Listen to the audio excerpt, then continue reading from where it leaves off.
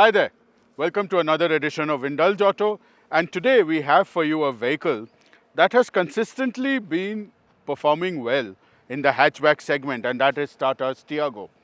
This here is the facelifted version, and it is now available in EV, petrol and CNG. So essentially we are going to talk about the changes of the car and what is new, but we will split this into two parts. Number one part, we are going to talk about the EV, which you see right here, and part number two will talk about your petrol and CNG versions. I'm going to get into detail of what is new and what isn't, and how this car separates itself from the competition. So stick with us as we talk more.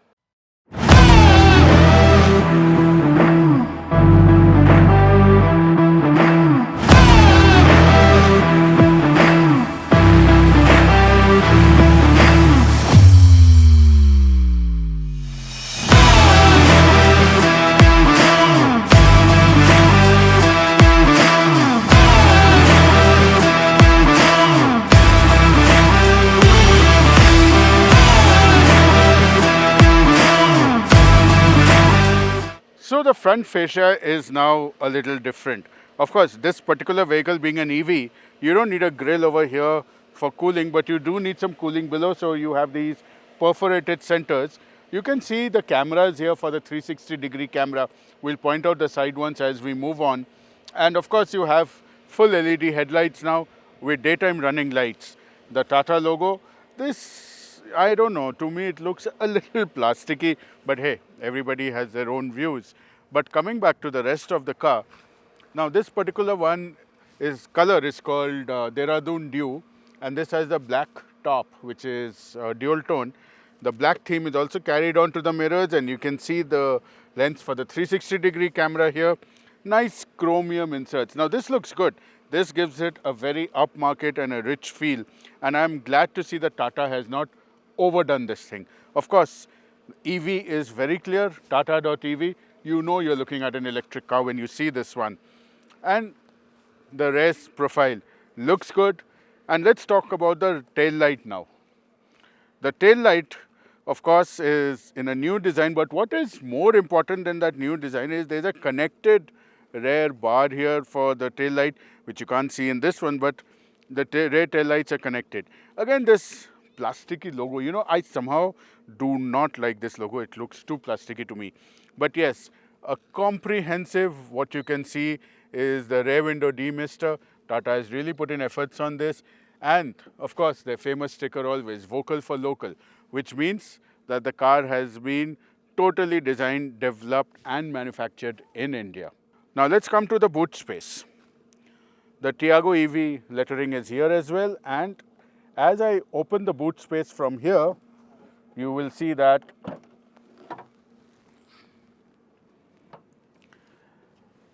there is a parcel shelf, which is pretty cool. I can see an umbrella and of course the charging cable. You know, you get about 240 liters of boot space here, which I think is a reasonable amount in a family hatchback that's actually not too big. But I think that this much of space is sufficient for you to put in a couple of suitcases, medium size, and carry on from there. So yeah, that's what you can put in the boot of this. And this is as far as the externals are concerned. Now let us go and sit inside and see what do we have there. The new Tiago has a very young design language, and it shows up everywhere. I mean, right from the 20% recycled material, as they claim, which has been used to make these pillar things. 6 airbags are standard. Of course, you know, you can't help avoid things being a little plasticky. For example, if you look at this, then the sunshades, they look very basic, they serve a purpose, but then don't forget that this is an economy car. But what I really like is the funky way the materials of this thing have been used. I mean, it may not appeal to all, but I surely think it is very high-tech stuff. Same is the weave pattern of this material on the dashboard. Little grey plastic here, but I love the way the air vents are angled towards you, you know, and of course they give excellent cooling. Thankfully, Tata has retained physical controls for the air conditioning system, which I think is something I really like. You can select your levels of regeneration here. Of course, the 360-degree camera and these stalks. Now, again, very interestingly, you get automatic headlights, automatic wipers on the top version, but I keep coming back to the same rant that I have, that hey, it looks plasticky. And this steering wheel, it's similar to the design that's there on the Punch, etc. But I somehow preferred that because that had that glossy thing with the lit Tata logo. I was really crazy about it. But I think overall Tata has done a good job on this. Nice D bottom steering wheel here. I was talking about all this because I was waiting till I come to the final point in the front, and those are the screens. So now you have a proper 10.24-inch screen here, which has wireless Apple CarPlay and Android Auto. Right now I'm running CarPlay through this, as you can see, without a wire. And this 5-inch little screen here, which gives you the basic driver info. So right from everything to your range, distance covered, and how much charge level you have, even your outside temperature, everything is displayed on that little 5-inch screen here. Seats are quite comfortable, as I spoke about earlier, pretty good. Don't forget it's a city car, so it's not designed for you to be sitting like 5-6 hours on it. But for normal city runs, it's damn good. And I must point out two more things. You see, there are two slots here, which may look like wireless chargers, but there are not wireless chargers. They're simply to place your phone. If you dig deep inside, there is one USB-C spot, and there is a 65-watt fast charger. Now that is, I think, something that is really required. And before I leave, hey, one more thing, I'll show you. The doors open nearly 90 degrees. So getting in and out is actually quite easy. So this is where the front seat is. Shall we go to the back and see what's happening? At the back seat, you can notice I've pushed the front seats fairly back. So there is not much space, but the 2400 mm wheelbase belies what is there.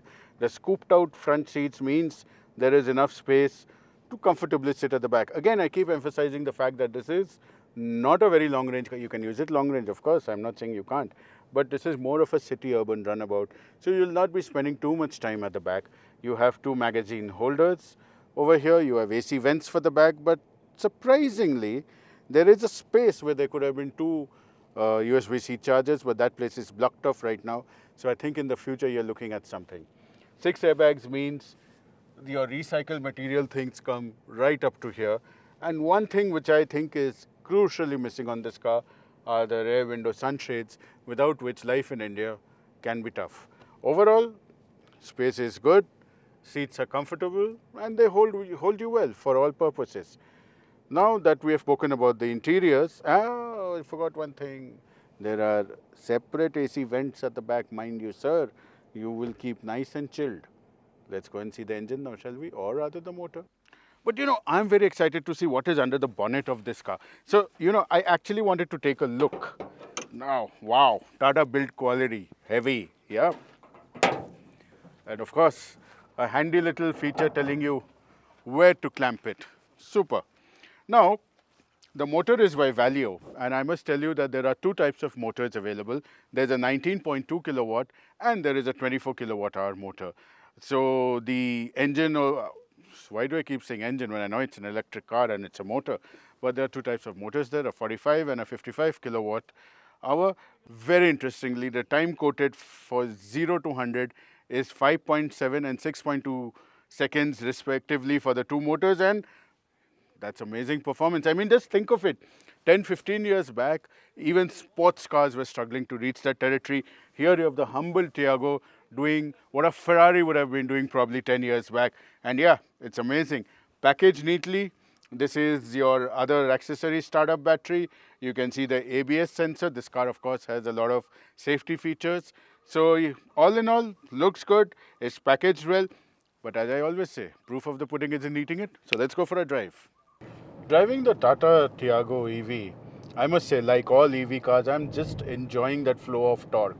110 Newton meters for the 19.2 kilowatt battery and about 114 kilowatt for about the 24 kilowatt hour battery. Of course, as I said, there are some astonishing figures of acceleration for this car. 6.2 seconds for the 19 kilowatt hour battery and 5.7, yes, 5.7 seconds for the one we are driving, the 24 kilowatt hour battery. Acceleration is smooth, seamless. It feels very comfortable to drive, and controls are well laid out. I like this 10.24 inch screen, which gives you a good view of maps, and the 5-inch screen, which gives you a useful lot of information. The riding position is comfortable. This is surely a car that is at its element at city drives, and I think that this is definitely something that works well with you, whether you're single or with your family. So this was our first part of the review where we brought you the Tiago EV. Now we saw the features it has and the way it drives, simply amazing, great performance and a usable range of 200 plus kilometers in the city. I mean, that's what you want, right? When you're in the city, when you're running around, your actual usage is only around that much. And I think for that purpose, this car with its build quality and the features it has is amazing. Yes, it does miss out on certain features, but overall, it's a great package. Now, the most important thing that we come to is pricing. What is the pricing? The pricing ranges between 7 to 10 lakhs, depending on the version you buy, the battery you buy, the 19.2 or 24, whatever it is. But at that price point, I think it is an amazing city car, a great runabout, and something you should surely consider adding to your garage, if not your primary car, as a secondary car. Now, just wait a bit and we will get back to you with part 2, which will talk about the ICE cars, petrol and CNG. Stay tuned.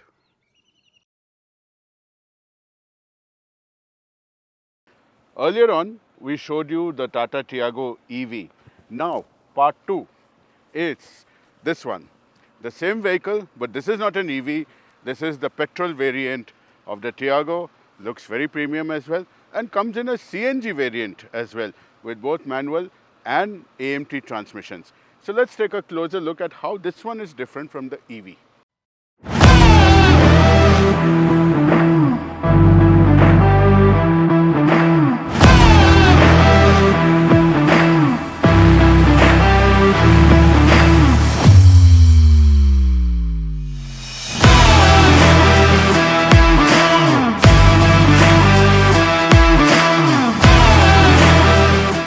So here it is. Externally it is absolutely similar except for the color, of course, and the fact that this is a petrol.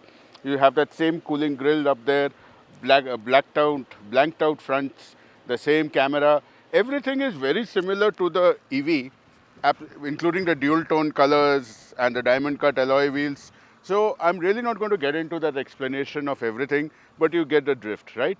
Now let me show you some things which are different in the interiors before we take a look at the engine and take a short drive. The dashboard of the Tiago petrol is very similar to the EV, what we had shown you earlier. The only difference being the color of the cloth here and the upholstery here. The rest is absolutely the same, no difference at all.